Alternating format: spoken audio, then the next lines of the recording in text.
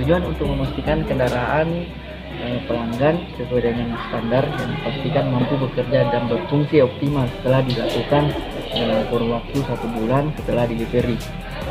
Manfaat lainnya untuk servis pertama itu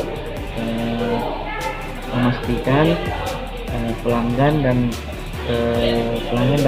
servis advisor bisa kontak langsung untuk memastikan kendaraan. Ketiga, untuk memastikan waranti servis mobilnya bisa terklaim selama 3 tahun atau 100.000 km.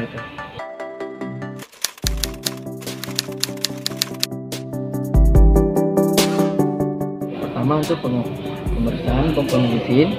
Kedua, tali kipas, oli mesin, tekanan ban, air aki, air radiator dicek sesuai dengan standarnya.